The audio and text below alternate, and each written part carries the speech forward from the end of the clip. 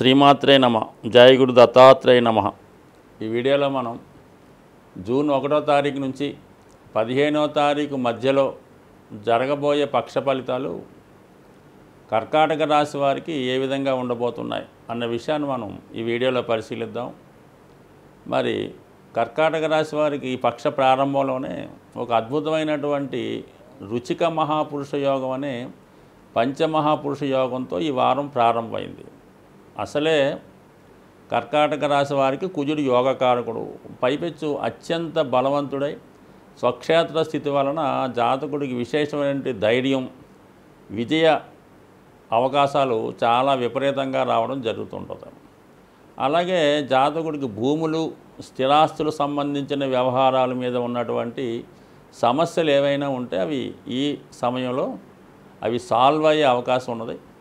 అలాగే జాతకుడు ఒక స్థిరాస్తి కొనుక్కోవాలనుకున్నా, లేదంటే వాళ్ళు తండ్రి గారి ద్వారా వారసత్వంగా పెద్దవారి ద్వారా రావాల్సినటువంటి భూములు, స్థిరాస్తులు ఈ సమయంలో జాతకుడికి సొంతం అవడం కానీ, జాతకుడు పేరు మీద అటువంటి ఆస్తులు మారడం కానీ జరిగే అవకాశం ఉంది. అలాగే చాలా కాలంగా డిస్ప్యూట్లో ఉన్నటువంటి స్థిరాస్తులు, గొడవల్లో ఉన్నటువంటి ఆస్తులు ఇవి కూడా ఈ జాతకుడికి ఈ సమయంలో జాతకుడు సొంతం అవ్వడం, అలాగే వాటి మీద ఉన్నటువంటి సమస్యలు పరిష్కారం అవడం, మొత్తం మీద భూములకి సంబంధించిన అన్ని వ్యవహారాలు జాతకుడికి అనుకూలంగా ఉంటాయి. అలాగే కోర్టు వ్యవహారాలు, అన్నదమ్ములతో ఉన్నటువంటి సమస్యలు, అలాగే ఉద్యోగపరంగా ఉన్నటువంటి ఇబ్బందులు ఏవైనా ఉంటాయి. కొంతమందికి ఈ మధ్యకాలంలో ఉద్యోగ సంబంధించిన విషయాల్లో మరి సెలవు పెట్టడం కానీ, ఉద్యోగం పోగొట్టుకొని తిరిగి మళ్ళీ ఉద్యోగ ప్రయత్నంలో ఉన్న వాళ్ళకి, కొత్త ఉద్యోగంలో చేరుకుందాం అనుకున్న వాళ్ళకి కంపల్సరీగా ఇమీడియట్గా మరి ఈ రోజు నుంచి కాకపోయినా మొత్తం రాబోయే కొద్ది రోజుల్లో ఖచ్చితమైన విజయ అవకాశాలు కూడా వచ్చే అవకాశం ఉంది. ఉద్యోగపరమైన సమస్యలు కూడా సాల్వ్ అయ్యే అవకాశం ఉంది.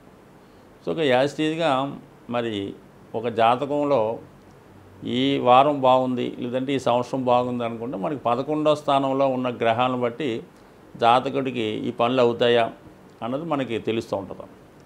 అటువంటిది 4 గ్రహాలు 11వ స్థానంలో ఉండగా ఈ పక్షం ప్రారంభమైంది. ముఖ్యంగా రవి ధనాధిపతిగా సూర్యుడు లాభస్థానంలో ఉండడం వల్ల మరి దానికి ప్రభుత్వపరమైన సహకారం, ప్రభుత్వ అధికారుల సహకారం, అలాగే మరి కుటుంబ సభ్యుల సహకారం, అలాగే తండ్రి గారు కానీ, గురువు గారు కానీ, మరి ఏదైనా ఉన్నత రాజకీయ వర్గంలో ఉన్న వాళ్ళ సహకారం లభించే అవకాశం ఉంది. అంటే మొత్తం మీద ఏంటంటే రవి 11లో ఉన్నప్పుడు జాతకంలో ఉన్నటువంటి సమస్యలన్నీ కూడా సాల్వ్ అవుతుంటాయి. అలాగే ఎప్పుడైతే రవి రాజు అవుతుంటాడు కదా, అటువంటి రాజు ఒక ఉన్నత అధికారి లేదంటే స్వయాన ఒక చీఫ్ మినిస్టర్ లాంటి వాడు 11వ స్థానంలో మనకి ఫేవర్గా ఉంటే మిగతా మంత్రులు కానీ, మిగతా అధికారులు కానీ ఏ విధంగా ఫేవర్ అవుతుంటారో ప్రస్తుతం అటువంటి స్థితి ఈ కర్కాటక రాశి వారికి ఉన్నది. రవి 11లో ఉండడం వల్ల కంపల్సరీగా ప్రతి గ్రహం కూడా ఫేవర్ చేయడం జరుగుతూ ఉంటుంది. దాని తర్వాత శుక్రుడు చతుర్థ లాభాధిపతిగా ఉండడం వల్ల ఆస్టీజ్గా స్థిరాస్తులు, భూముల మీద, ముఖ్యంగా స్త్రీల వలన, అధికారంలో ఉన్నటువంటి స్త్రీల వల్ల తల్లిగారు లేదా తల్లివారి తల్లి బంధువుల నుంచి కంప్లీట్గా సహకారం లభించే అవకాశం ఉంది. అయితే మరి శుక్రుడు కొంతవరకు మౌఢ్యంలో ఉండడం వల్ల సంపూర్ణ ఫలితాలు అయితే ఇవ్వకపోవచ్చు, కానీ ఆర్థిక పరంగా ఇవ్వడంలో పెద్దగా ఇబ్బంది ఏమి ఉండదు. బట్ అంటే ఎక్కువ ధనం ఖర్చు అవుతూ ఉంటుంది. మరి గురువు కూడా 11వ స్థానంలోకి వచ్చాడు. ఇక షష్ఠ భాగ్యాధిపతిగా ఉండడం వల్ల బాకీలు వసూలవుతాయి, ఉద్యోగంలో ఉన్నటువంటి సమస్యలు తొలుగుతాయి, భగవంతుడు కరుణిస్తాడు. ఇది కంపల్సరీ బాగుంది. ఇక బుధుడు ఏ గ్రహంతో కలిసి ఉంటే ఆ గ్రహ ఫలితాలు ఇస్తూ ఉంటాడు. మరి ఈ 3 గ్రహాలతో కలిసి ఉండడం మల్టిపుల్గా బుధుడు మీకు జరగవలసిన పనులు వేగవంతంగా జరిగేలాగా ప్రయత్నం చేస్తూ ఉంటాడు. సో ఇవన్నీ చాలా అనుకూలమైన స్థితి. అలాగే మరి అష్టమంలో శనిగ్రహ ప్రభావం కొంతవరకు మరి ఈ పక్షంలో ఏమైందంటే ప్రస్తుతం శని భగవానుడు గతంలో మరి శతభిష నక్షత్రం మీద సంచరించగా చాలా వరకు ప్రాబ్లంగా ఉండేవి. కానీ ప్రస్తుతం మరి పూర్వభాద్ర నక్షత్రం మీదకి మారడం జరిగింది. అంటే గురుగ్రహం యొక్క నక్షత్రంలోకి మారింది. ఈ గ్రహాలు కూడా ఏం చేస్తుంటాయంటే ఏ నక్షత్రం మీదకి మారితే ఆ నక్షత్రం యొక్క ప్రభావాన్ని కూడా ఇవ్వడం జరుగుతుంటుంది.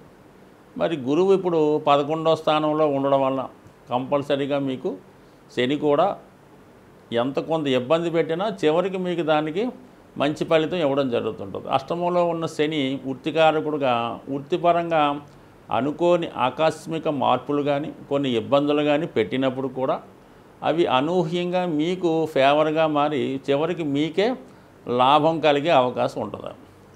సో ఉదాహరణకి ఎలా ఉంటుందంటే, ఈ అష్టమంలో ఉన్నటువంటి శని భగవానుడు వల్ల మీరు ఏదో ఒక ఆఫీసులో ఉద్యోగం చేస్తుంటే మిమ్మల్ని ఏదో కారణం వల్ల 15 రోజులు వేరే చోటుకు మార్చడం కానీ సెలవు తీసుకోమనడం కానీ వేరే ఇబ్బంది పెట్టి మిమ్మల్ని పక్కన పెట్టారు అనుకుందాం. అదే టైంలో ఏసీబీ రైడో ఆ కార్యాలయం మీద రైడే మొత్తం అక్కడ ఉన్న వారందరినీ కూడా ట్రాప్ చేసి పట్టుకోవడం జరుగుతుంది. అనూహ్యంగా మీరు దాని నుంచి తప్పుకోవడం జరుగుతుంది. ఈ విధంగా ముందు ఇబ్బంది కలిగినప్పుడు కూడా దాని తర్వాత మీకు ఇటువంటి లాభం కలిగే అవకాశం ఉంటుంది. అంటే ప్రస్తుతం ఉన్నటువంటి స్థితి వల్ల కొన్ని సందర్భాల్లో ఇతరుల యొక్క నష్టం మీకు లాభంగా రావచ్చు, లేదా మీ ఉన్నతాధికారం ఇంకొకలో మీకు సెలవు పెట్టడం వల్ల టెంపరీగా మీరు ఆ అధికారి యొక్క పోస్టులో కూడా వెళ్ళొచ్చు. ఇలాగ టెంపరీగా మీకు పదవిలో అభివృద్ధి అనూహ్యంగా లభించే అవకాశం ఉన్నది. సో ఇవన్నీ అనుకూలంగా ఉన్నప్పటికి కూడా రాహు 9వ స్థానంలో ఉండడం వల్ల ఏంటంటే మిమ్మల్ని మీతో ఉంటూనే మిమ్మల్ని రాంగ్ ట్రాక్ నడిపించే ప్రయత్నాలు జరుగుతూ ఉంటాయి. గతంలో ఎప్పుడో మీరు చేసినటువంటి చిన్న చిన్న పొరపాట్లు ఇప్పుడు దాన్ని పెద్దవి చేసి మిమ్మల్ని ఇబ్బంది పెట్టే ప్రయత్నం చేస్తూ ఉంటారు. అంటే ఇది ఓర్వలేని వాళ్ళు చేసే పనులు మాట. ఎందుకంటే చాలా అనుకూలంగా ఉన్నాయి, చాలా డెవలప్మెంట్గా ఉంది. వృత్తిపరంగా రాజకీయ రంగం ఏ రంగంలో ఉన్న వాళ్ళకన్నా వాళ్ళకి ఒక డబుల్ ప్రమోషన్ లాంటిది ఈ సమయంలో రావడం వల్ల దానికి అనుగుణంగా ఈ విమర్శలు కూడా వచ్చే అవకాశం ఉంది. కాబట్టి ఇవన్నీ కూడా పక్కన పెట్టి చాలా ధైర్యంగా ఎవరిని లెక్క చేయకుండా ధైర్యంగా మీరు ముందుకు వెళ్తే ఇంకా ఇంకా మంచి టైం మీకు ఈ జూన్ 1వ తారీఖు నుంచి ప్రారంభమవుతుంది. కాబట్టి విజయ అవకాశాలు చాలా అనుకూలంగా ఉన్నాయి. కాబట్టి మీకు అర్హత ఉన్నా అర్హత లేకపోయినా మీరు అనుకున్నది ఖచ్చితంగా సాధించే అవకాశం ఉంది. ఇంకా ఈ ప్రయత్నంలో మీరు ప్రతిరోజు సూర్య నమస్కారం అలాగే సుబ్రహ్మణ్య స్వామి ఆరాధన చేయడం వల్ల ఈ అగ్నితత్వ గ్రహాలైనటువంటి రవి కుజుల యొక్క ప్రభావంతో ఉన్నత పదవీ యోగం కలిగే అవకాశం ఉంది. ముఖ్యంగా మనకి ఈ పక్షంలో వచ్చినటువంటి పండగలను ఒకసారి పరిశీలించినప్పుడు అన్ని రాశుల వారికి ముఖ్యంగా విశేషంగా ఈ పక్షంలో మనకి 6వ తారీఖు జూన్ 6వ తారీఖున ఆ రోజు అమావాస్య శనీశ్వర జయంతి జరుగుతుంది.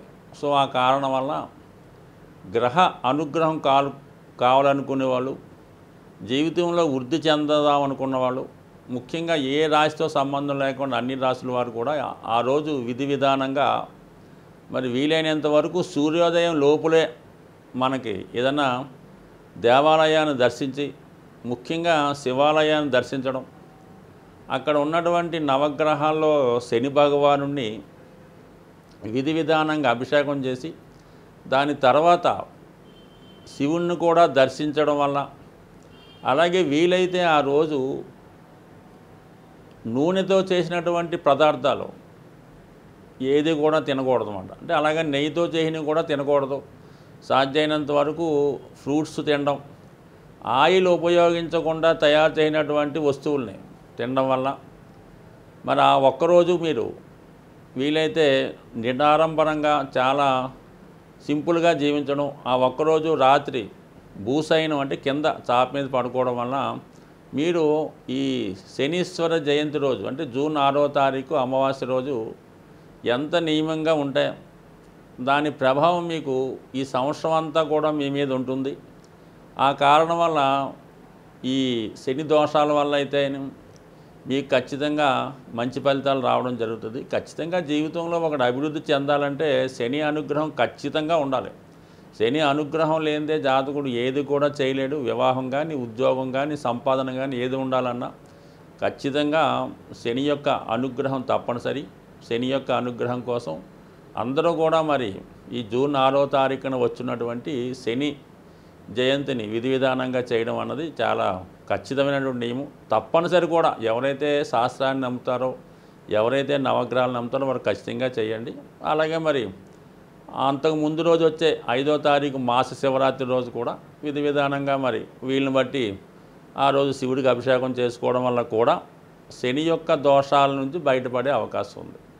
ఇంకా ఓవరాల్గా సక్సెస్ కావాలనుకునేవాళ్ళు, అలాగే ప్రస్తుతం కుజుడు బలంగా ఉన్నాడు కాబట్టి కుజుని యొక్క అనుగ్రహం ఇంకా కావాలనుకుంటే మరి జూన్ 1వ తారీఖున ఉన్నటువంటి హనుమాన్ జయంతి రోజు హనుమంతుణ్ణి విధి విధానంగా పూజించడం, వీలైతే తమలపాకులతో కానీ సింధూరంతో కానీ పూజించడం మంచిది.